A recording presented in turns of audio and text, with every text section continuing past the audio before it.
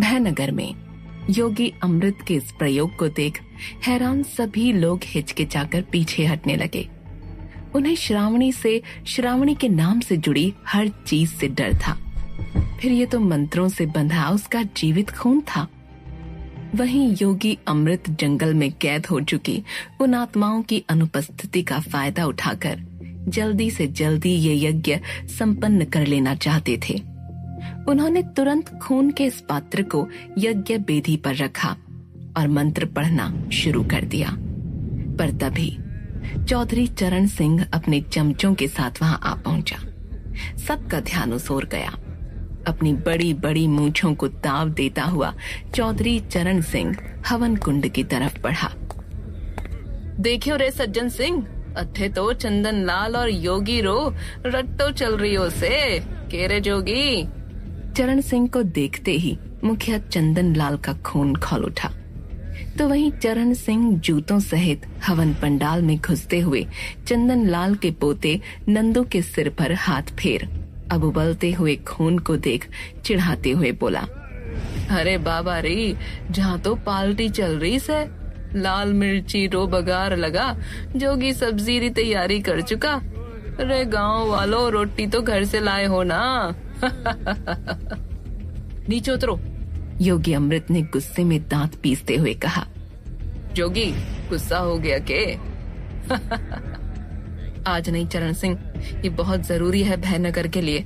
इस खून में हम श्रावणी को बार बार जीवित नहीं कर सकते। इस वक्त ये सब मत करो और जाओ यहाँ से, योगी अमृत ने समझाते हुए कहा। ओ थारी की जो टोनो टोट को चल रही हो से। कहते हुए चरण सिंह ने तपाक से मिट्टी के उस पात्र को उठा लिया जिसमें खून उबल रहा था। उसे नीचे रखो, भीड़ में से चीखते हुए चंदन लाल ने गुर्राकर कहा। रखो उसे नीचे। ओ माफी हुजूर, मन ने ना खबर थी कि मालक आप भी अट्ठे इस जोगी रे साथ इस भयनगर को बर्बाद करने में लगे हैं। कहते हुए चरण सिंह ने तुरंत मिट्टी का पात्र नीचे रख दिया। अब ऊंची आवाज में डांटते हुए कहा, मगर तुम गांव वालों अंधे हो गए हो क्या सब के सब? अट्ठे उस बावड़ी छोरी भूतिया श्रावणी रे खून का खेल चल रहा है और तुम सब देखने आए हो। और जोगी तू अब क्या करेगा? एक श्रावणी से ही यो गांव त्रस्त है, अब श्रावणियों की फौज बनाएगा के? मत कर जोगी, ऐसा मत कर। कहते हुए चरण सिंह ने योगी अमृत के सामने हाथ जोड़ लिए। बंद करो लोगों को बरगलाना। मुखिया चंदन लाल भी गुस्से में लाल हो हवन पंडाल में चढ़ाए। भौहें तान कर चरण सिंह पलटा और अगले ही पल नाटकीय तरीके से चंदन लाल के सामने हाथ जोड़ बोला, हो माफी मालक, अब आप तो ठहरे मुखिया, अब आपके सामने तो हम पानी कम चाय, मगर इस गांव की खातिर ये सब नहीं देखा जाता। अरे जो इस भयनगर में इतना कालापन लाई है, जिसका वो श्राप। चुप। श्राप सुनते ही चंदन लाल ने चरण सिंह को चुप कराते हुए कहा। श्राप के बारे में सुन केशव का शरीर भी ठंडा पड़ गया। श्रावणी के उस भयानक श्राप के बारे में सिर्फ कुछ ही लोगों को पता था। चरण सिंह ने भी बात को संभालने का नाटक करते हुए कहा, जी नहीं बात करते शराबरी, पर गांव वालों क्या उस चुड़ैल, माफ करना केशव। चरण सिंह फिर बोला, क्या उस छोरी रेस खून से खेल कर हम किसी नई परेशानी को न्योता नहीं दे रहे? क्या भयनगर फिर खूनरी होली में तो ना डूब जाएगा? तो सोचना हमें ही है। तुम खून की बात करते हो? तुम? चंदन लाल की आंखों में रोष था, जिसके हाथों में खुद मेरी। कहते हुए चंदन लाल की आंखों से गुस्से के आंसू फूट पड़े। वहीं चरण सिंह ने ये सुन नजरें चुराते हुए यहाँ वहाँ देख बात टालने की कोशिश की। योगी अमृत खड़े हो अब चंदन लाल को समझाने लगे, मुखिया ये समय इन बातों का नहीं है, हमें जल्द से जल्द हवन शुरू करना होगा। कहते हुए योगी अमृत फिर यज्ञ कुंड की ओर पलटे, मगर हवन बेदी पर अब उस उबलते खून का पात्र नहीं था। सभी लोगों के चेहरों की हवाइयां उड़ गईं। सभी ने पागलों की तरह इधर उधर ढूंढा, मगर वो पात्र कहीं नहीं था। घबराए योगी अमृत की सांसें तेज हो गईं। तभी चंदन लाल चिल्लाया, नंदू, नंदू कहाँ है? नंदू भी अपनी जगह पर नहीं था। अभी 2 पल पहले ही तो यज्ञ कुंड के पास लेटा था। सभी गांव वालों ने नंदू और उस पात्र को ढूंढना शुरू कर दिया, पर दोनों में से एक का भी पता नहीं चला। कहाँ गया नंदू? कहाँ गया होगा? वो उबलता खून कहाँ गायब हो गया? अरे उधर देखो, कहीं मुखिया जी का पोता वहाँ तो नहीं? पल भर में सब कुछ उजड़ सा गया, बर्बाद हो गया। योगी अमृत के हिसाब से सब कुछ खौफनाक हो गया। वो खून श्रावणी के जिंदा शरीर का हिस्सा बन चुका था। अगर वो किसी गलत हाथों में लग गया तो? योगी अमृत वो मंजर सोचकर भी सिहर उठे। वहीं चंदन लाल पागलों की तरह अपने पोते को जहां तहां देखते हुए ढूंढ रहे थे। रानावत मेरा पोता, वो यहीं था, ढूंढो उसे। किन्नरी, पन्ना, यहीं कहीं होगा, ढूंढो सभी। मगर नंदू कहीं नहीं था। चरण सिंह खुद ये देख हैरान था, मगर उसके चेहरे पर एक कुटिल मुस्कान थी। उसने जो थोड़ी देर पहले कहा था वो उसकी आंखों के सामने सच हो रहा था। जयकाम देव बाबा री, अभी अट्ठे ही कही थी मैंने, मत खेलो वठेरे खूनरी होली। पर कौन सुने चरण सिंह की? कहाँ वो मुखिया है? ये सुनते ही गुस्से से तिलमिलाए चंदन लाल चरण सिंह की तरफ बढ़े। हवन बेदी पर रखा चाकू चंदन लाल ने उठाया ही था कि तभी पीछे से चीखने चिल्लाने की आवाज आने लगी। सब पलटे। मुखिया चंदन लाल के नौकर पन्ना का कटा सिर लुढ़कता हुआ हवन बेदी की तरफ आ रहा था। ये देख हर तरफ सन्नाटा छा गया। चंदन लाल के हाथों से वो चाकू छूट गया।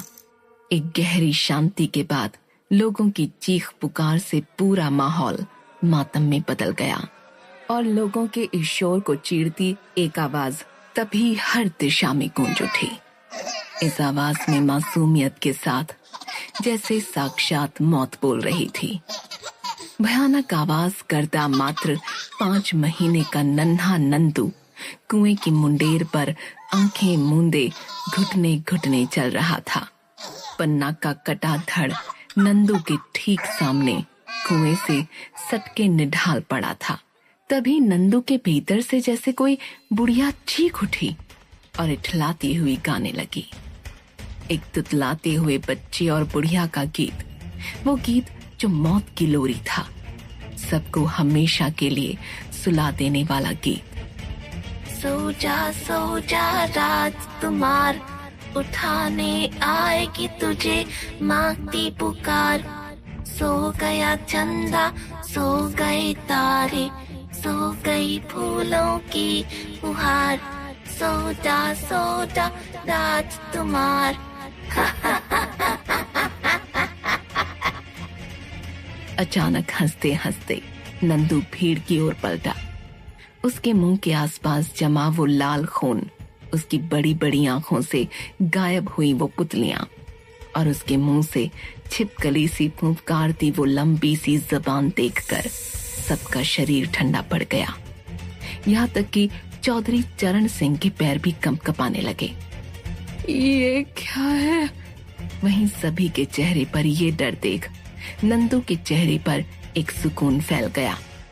मगर अगले ही पल वो झपटता हुआ अब पन्ना के कटे हुए धड़ से बह रहे खून को अपनी लंबी जबान से चाटने लगा। उसके गले को दांतों से नोचता नंदू किसी जंगली जानवर की तरह उसे चीरने फाड़ने लगा। ये देख रोते हुए चंदन लाल की चीख निकल गई, नंदू! मगर नंदू चेहरे पर मासूमियत लिए पन्ना का खून चाटे जा रहा था। सज्जन सिंह, फेंक दे इस छोरे को कुएं में ही। दबी आवाज में चरण सिंह ने अपने चमचे को डरते हुए इशारा किया। डरते हुए ही सही, मगर अपने मालिक के आदेश का पालन करने आगे बढ़े सज्जन सिंह ने पीछे से नंदू पर हमला करना चाहा। चंदन लाल चिल्लाया, नहीं! मगर तभी नंदू का सिर उसके गर्दन पर 360 डिग्री गोल घूम गया। सज्जन काका, कैसे हो आप? सज्जन सिंह घबरा कर चिल्ला उठा। वहीं आसमान की तरफ देखता, पीठ की तरफ चेहरा लिए नंदू टेढ़ी मेढ़ी आकृति लिए अब धीरे धीरे सज्जन सिंह की तरफ बढ़ने लगा। मालक, बचाइए मालक! मगर तभी नंदू का छोटा मगर डरावना शरीर मुंडेर से उछलकर सीधे सज्जन सिंह की छाती पर छिपकली सा चिपक गया। बचाओ बचाओ। वही नंदू चेहरे पर मासूमियत लिए गर्दन टेढ़ी करके उसे मुस्कुराते हुए देखने लगा। काका मेरे साथ खेलोगे? नहीं नहीं। बिना पुतलियों की नंदू की उन डरावनी आंखों में अचानक खून के लाल डोरे उभर आए। गुस्से में उसकी सभी नसें फूलती हुई उसके शरीर पर उफनती हुई दिखने लगीं और अगले ही पल नंदू ने अपनी तेज लंबी जुबान से सज्जन सिंह की गर्दन पर वार किया। सज्जन सिंह की गर्दन कटकर जमीन पर आ गिरी और अब लुढ़कते हुए चरण सिंह के पैरों पर जा गिरी। डर के मारे चरण सिंह सहित वहां मौजूद सभी लोग चीखने चिल्लाने लगे, तो वहीं सज्जन सिंह के धड़ से चिपके नंदू को ये देख मजा आ रहा था। वो हंसता हुआ ये भगदड़ देख रहा था, पर अचानक कहीं से उसके चेहरे पर पानी की कुछ बूंदें आईं और उसका चेहरा झुलसने लगा। दर्द से तड़पते नंदू का संतुलन बिगड़ा और वो सज्जन सिंह के धड़ से फिसल सीधा कुएं में गिरा। सज्जन सिंह का धड़ झूलता हुआ जमीन पर धप से आ गिरा। हर तरफ चीख पुकार भगदड़ मच गई। सभी लोग अपने अपने घरों की तरफ भागने लगे। वहीं चंदन लाल चीखते हुए कुएं की तरफ भागे। नंदू नंदू। नंदू पर मंत्रों के वो छींटे फेंकने वाले योगी अमृत थे। चंदन लाल ने कुएं में झांक कर देखा, मगर कुएं का पानी शांत था। लहरों में कहीं कोई हरकत न थी। नंदू का कोई नामो निशान न था। नंदू। चंदन लाल रोते हुए दर्द में चीखे। भानु ने चंदन लाल को संभालते हुए उन्हें कुएं से अलग करना चाहा, मगर दर्द में तड़पते चंदन लाल का हाथ कुएं की मुंडेर को छोड़ने को राजी ही नहीं था। चंदन लाल अपने नंदू को ढूंढने कुएं में कूदने के लिए मुंडेर पर चढ़ गए, मगर तभी भानु के अलावा एक और हाथ ने चंदन लाल को रोका। ये हाथ चौधरी चरण सिंह का था। ना कर मुखिया, ना कर। डर के मारे चरण सिंह के चेहरे की भी हवाइयां उड़ी हुई थीं, मगर तभी हुंकारता हुआ कुएं के ठहरे पानी के बीच से हंसता खिलखिलाता हुआ कुएं की दीवार पर छिपकली सा चिपककर चढ़ता हुआ नंदू ऊपर उछल आया और पानी उड़ाता हुआ सीधे चंदन लाल की गर्दन पर झूल चंदन लाल को जमीन पर गिराते हुए उसकी छाती पर चढ़ गया। अपने पोते की ऐसी डरावनी हालत देख चंदन लाल के आंसू रुक नहीं रहे थे, तो वहीं बाकी सब चंदन लाल के लिए परेशान थे। अब किसी भी पल नंदू अपनी तेज जबान से चंदन लाल की गर्दन धड़ से अलग करने वाला था। तब तक उधर चरण सिंह जल्दी से अपनी मोटर में बैठ गया और अब नंदू का ध्यान भटकाने के लिए उसने नंदू पर एक छोटा सा पत्थर फेंक दिया। पत्थर सीधे नंदू की पीठ पर जा लगा, जिससे गुर्राया नंदू चरण सिंह की तरफ देख गुस्से में तेज सांसें लेने लगा। नंदू पर पत्थर फेंककर चरण सिंह ने खुद अपनी मौत को बुलाया था। चंदन लाल के लिए चरण सिंह का इतना त्याग देख सभी गांव वाले हैरान थे। नंदू अब चंदन लाल को छोड़ चरण सिंह की ओर झपटा, मगर चरण सिंह ने तुरंत अपनी गाड़ी चालू कर उसे पूरी तेजी से भगाना शुरू कर दिया। मगर नंदू आंखों में खून के लाल डोरे लिए किसी जानवर सा दोनों हाथों और पैरों पर उछलता दौड़ता चरण सिंह के पीछे भाग रहा था। चंदन लाल, भानु, योगी अमृत ने भी अपनी मोटर से उनका पीछा करना शुरू किया, मगर नंदू अपना छोटा सा शरीर लिए तेज गति से कभी झोपड़ियों पर उछलता तो कभी पेड़ों से फलांग लगाते हुए चरण सिंह की गाड़ी की ओर दौड़ता जा रहा था। चरण सिंह पलट पलट कर इस नन्हे मगर खूंखार जीव को देख माथे से पसीना पोंछते हुए तेजी से गाड़ी भगाए जा रहा था। कहाँ जा रहे हो चरण काका? मेरे साथ नहीं खेलोगे? रुको ना काका। बाबा री, कौन सी मुसीबत सिर ले ली चरण सिंह? योगी अमृत पीछे अपना अभिमंत्रित जल लिए तैयार बैठे थे, मगर तेज गति से दौड़ते नंदू और चरण सिंह धीरे धीरे उनकी नजरों से ओझल होते जा रहे थे। योगी अमृत मेरा पोता। चंदन लाल की आंखों से लगातार आंसू बह रहे थे। तुम बस जल्दी चलाओ चंदन लाल, कुछ नहीं होगा तुम्हारे पोते को। योगी अमृत ने चंदन लाल को आश्वस्त करते हुए कहा। इधर नंदू चरण सिंह का पीछा करते करते पश्चिम के खंडरों के पास आ पहुंचा।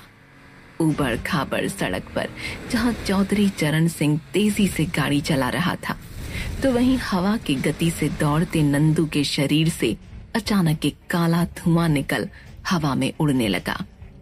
नंदू बेहोश हो वहीं जमीन पर घिसटता हुआ गिर पड़ा। उसकी आंखें फिर सामान्य हो गईं। वो बच्चों सा जमीन पर गिरा रोने लगा। इधर चरण सिंह ने जल्दी से अपनी गाड़ी अपनी हवेली के सामने रोकी और जल्दी से कमरे में घुस हर तरफ से खिड़की दरवाजे लगा वो सहम कर पलंग पर बैठ गया। मगर तभी उसके पीछे दीवार पर वही काला धुआं जो नंदू के शरीर से निकला था, वो हवा में उठता हुआ सामने पड़ी आराम कुर्सी पर फैल गया। वो कुर्सी अपने आप हिलने लगी। चरण सिंह घबराया, मगर तभी क्या होगा अब चरण सिंह का? कहाँ गया उबलता हुआ श्रावणी का जीवित खून? चांडाल आत्माओं के जंगल में कैद होने के बावजूद क्यों और कौन कर रहा है ये सब कुछ? जानने के लिए सुनते रहिए भयनगर, ओनली ऑन पॉकेट FM।